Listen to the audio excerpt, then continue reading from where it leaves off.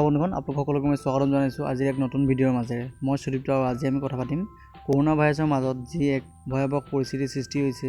এই ক্ষেত্ৰত ব্যৱসায়সমূহ বন্ধ হৈ আছে, ব্যৱসায় প্ৰতিষ্ঠানসমূহ প্ৰায় স্তব্ধ হৈ থকাৰ দৰে হৈ পৰিছে। আমি এই ক্ষেত্ৰত কেনেদৰে এই সমস্যাসমূহৰ পৰা আঁতৰিব পাৰিম বা ওলাই আহিব পাৰিম, এই ক্ষেত্ৰত চৰকাৰে কেনেধৰণে আমাক সহায় কৰিছে, এই সকলো কথা আমি এই ভিডিঅ'টোতে জানিম আহক। সেইকাৰণে ভিডিঅ'টো সকলোকে চাই থাকিব। ইয়াৰ পৰা আপুনি কি ধৰণে লাভ হ'ব পাৰে আমি সকলোখিনি এই ভিডিঅ'তে আলোচনা কৰিম। চৰকাৰে 20 লাখ কোটি টকাৰ যি পেকেজ ঘোষণা কৰিছিল, সেই টকা আমি ক'ত কেনেকৈ লাভ কৰিব পাৰিম সেই ক্ষেত্ৰত আমি সকলোখিনি জানো আহক।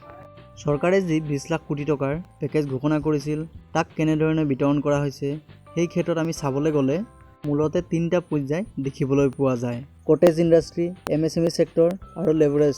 পূৰ্বৰ দুটা আঁচনিৰ ওপৰতো চৰকাৰে 1,70,000 কোটি টকা প্ৰদান কৰিছে, যিটোৱে হৈছে প্ৰধানমন্ত্ৰী গৰীব কল্যাণ যোজনা, য'ত প্ৰধানমন্ত্ৰীয়ে 1,70,000 কোটি টকাৰ বিনিয়োগ কৰিছে। এই টকা ক'ত কেনেকৈ বিয়োগ হ'ব আমি তাৰ বিৱৰণসমূহ চাওঁ আহক। নম্বৰতে আমাৰ যিসকল স্বাস্থ্যকৰ্মী আছিল, তেওঁলোকৰ প্ৰত্যেকৰে 50 লাখ টকাৰ স্বাস্থ্য বীমা কৰোৱা হৈছে।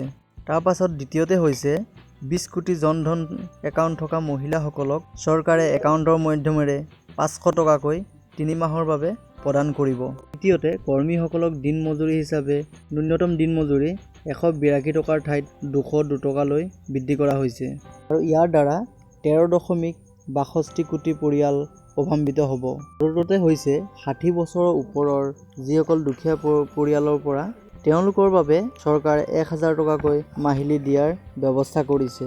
তাৰোপৰি দুখীয়া পৰিয়ালসমূহক চৰকাৰে 1000 টকাকৈ দিয়াৰ ব্যৱস্থা কৰিছে। ইয়াৰ পিছত আমি আলোচনা কৰিম RBI কি ধৰণে পদক্ষেপসমূহ লৈছে। ৰিজাৰ্ভ বেংকে কেইবাটাও ডাঙৰ পদক্ষেপ লৈছে। এই ক্ষেত্ৰত তেওঁলোকে বেংকসমূহৰ তৰলতা বঢ়াবৰ কাৰণে 1,77,000 কোটি টকাৰ প্ৰদান কৰিছে। আমি জানো আহক কি ধৰণে এইখিনি কাম হ'ব।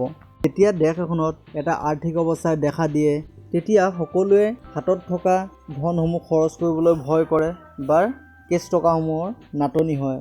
সেই ক্ষেত্ৰত চৰকাৰে কি পদক্ষেপ লৈছে, সেই ক্ষেত্ৰত RBIয়ে বেংকসমূহক তৰলতা বঢ়োৱাৰ ক্ষেত্ৰত এটা সুবিধা প্ৰদান কৰিছে।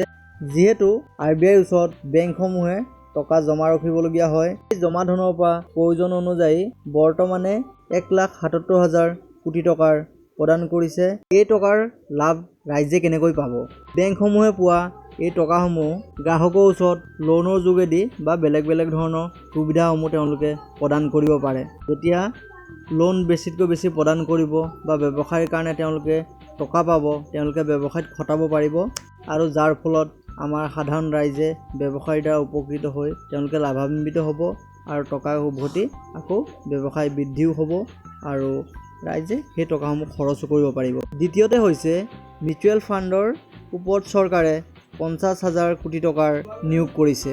যিহেতু আগৰ পৰাই চলি থকা প্ৰব্লেমসমূহৰ ক্ষেত্ৰত বহু ক্ষেত্ৰত মিউচুৱেল ফাণ্ডসমূহ বন্ধ হৈ যোৱাৰ পৰ্যায়ত আহি পৰিছিল। সেই ক্ষেত্ৰত চৰকাৰে 50,000 কোটি টকাৰ যি আঁচনি হাতত লৈছিল, ইয়াৰ দ্বাৰা মিউচুৱেল ফাণ্ডাৰসকলে এই টকাসমূহ